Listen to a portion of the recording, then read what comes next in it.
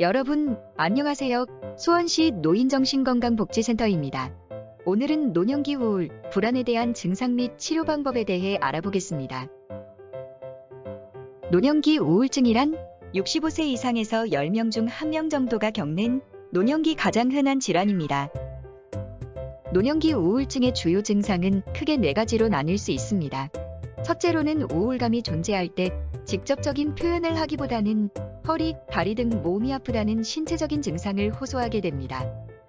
두 번째로는 평소에 집중력이 감소하거나 물건을 어디 두었는지 잊어버리는 등 기억력이 떨어지게 됩니다.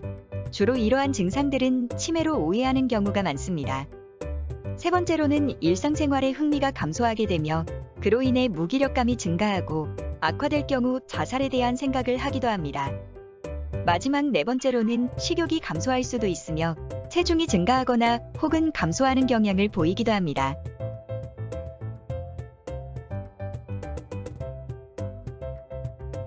이러한 우울증의 원인으로는 첫째로는 관절염 등의 신체적 질병으로 인해 일상생활에서의 기능이 감소했을 경우, 두 번째로는 사별과 같은 사건이 있었거나 지인들과의 만남이 줄어들어 사회적 지지체계가 약화될 경우, 세 번째로는 경제적인 문제로 일상생활에 어려움이 발생했을 경우가 있습니다.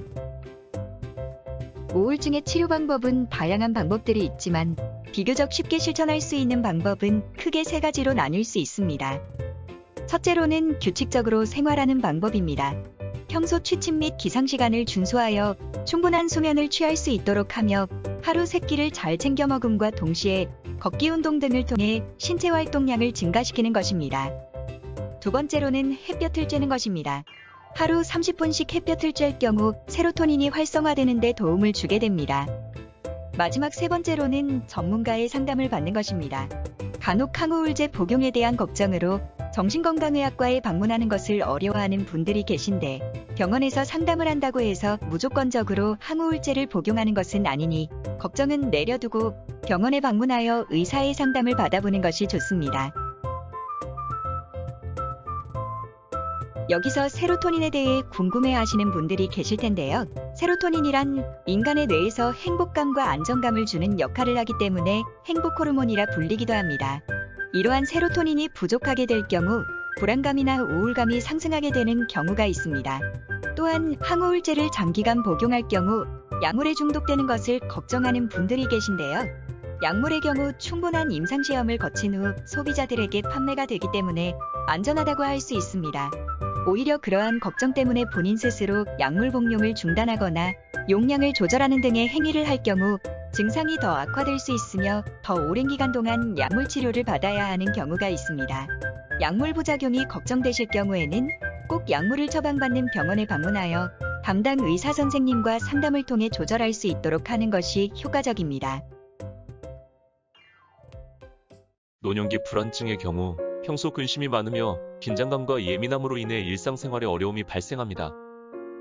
주요 증상으로는 안절부절 못하거나 가슴이 두근거리는 경우, 수면에 어려움이 있는 경우, 기억력이나 집중력이 저하되는 경우, 미래에 대한 걱정이 지나치게 심한 경우가 있습니다.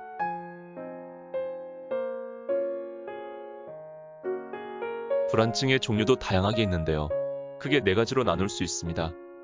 첫 번째는 범불안 장애로 특정 상황에 국한되지 않고 늘 불안함을 느끼게 되는데, 그 예시로는 엘리베이터를 타는데 혹시 고장나지 않을까, 길을 걷고 있는데 혹시 사고가 나진 않을까 등 일상생활 속에서 다양한 주제에 대해 과도하게 불안해하는 것이 특징입니다. 두 번째로는 외상 후 스트레스 장애입니다. 전쟁이나 교통사고, 지진 등 특정 외상을 겪은 뒤 비슷한 상황이 발생할 경우 불안감이 악화되는 것이 특징입니다. 세 번째로는 사회공포증입니다. 흔히 대인기피증이라 불리기도 하는데 주로 사회적 상황에 노출되었을 때, 즉 사람들과 만남을 갖거나 다른 사람들 속에서 무언가를 할 때 불안감을 느끼는 것이 특징입니다. 마지막 4번째로는 공황장애입니다. 주로 이유 없이 갑자기 불안감이 엄습해오며 죽을 것 같은 극단적인 공포를 느끼는 것이 특징입니다. 이러한 불안증의 원인으로는 크게 심리사회적인 요인과 신체적인 요인으로 나뉠 수 있습니다. 심리사회적 요인의 경우 경제적으로 어렵거나 사별, 자존감 저하, 스트레스 등이 원인이 될 수 있습니다. 신체적 요인의 경우 고혈압, 당뇨 등의 만성질환과 관련이 있습니다. 치료 방법으로는 약물 치료와 비약물 치료로 나뉠 수 있습니다. 약물 치료의 경우 항우울제, 항불안제 등을 규칙적으로 복용하는 것이 중요합니다. 비약물 치료의 경우에는 불필요한 스트레스를 피하여 스트레스를 줄여야 하며 감정을 억누르지 않아야 합니다. 감정을 억누를 경우 불안 증상이 악화될 수 있습니다. 또한 탄수화물, 단백질, 지방 등 골고루 균형 잡힌 식사를 해야 하며 특히 카페인과 알코올의 경우 신경을 날카롭게 할 수 있으니 과다 섭취를 하지 않는 것이 좋습니다. 평소 걷기 운동을 통해 신체 내 엔돌핀을 분비시켜 불안 증상을 감소시킬 수 있으며 다양한 외부 활동을 참여함으로써 걱정을 잊고 행복감을 느끼는 것이 중요합니다. 마지막으로 충분한 수면을 취해야 하는데 수면이 부족할 경우 불안 증상이 악화될 수 있으니 주의하여야 합니다.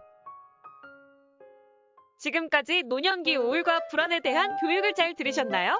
간단한 O, X 퀴즈를 통해 함께 확인해 보겠습니다. 첫 번째 퀴즈, 우울감이 높으면 기억력이 저하될 수 있다. 맞으면 O, 틀리면 X, 정답은 5초 후에 공개됩니다.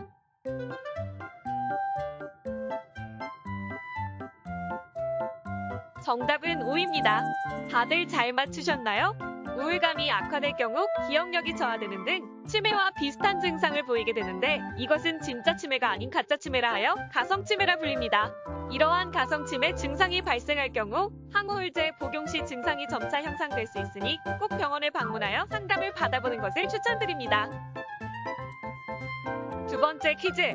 오랜 기간 동안 정신과 약물을 복용할 경우 약물에 중독되거나 내성이 생긴다. 맞으면 O, 틀리면 X, 정답은 5초 후에 공개됩니다.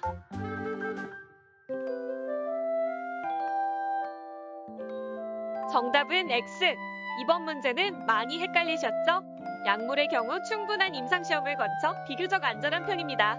그러나 사람에 따라 증상이 다를 수 있으니 그럴 때는 꼭 병원에 방문하여 담당 의사 선생님과의 상담을 통해 약물을 조절할 수 있도록 하는 것이 매우 중요합니다. 스스로 약물을 조절하거나 중단하는 것은 노노! 오히려 더 오랜 기간 동안 치료를 할 수 있다는 거 이제 다들 아시겠죠? 드디어 마지막 문제! 카페인과 알코올은 불안 증상을 악화시킬 수 있다. 맞으면 O, 틀리면 X, 정답은 5초 후에 공개됩니다.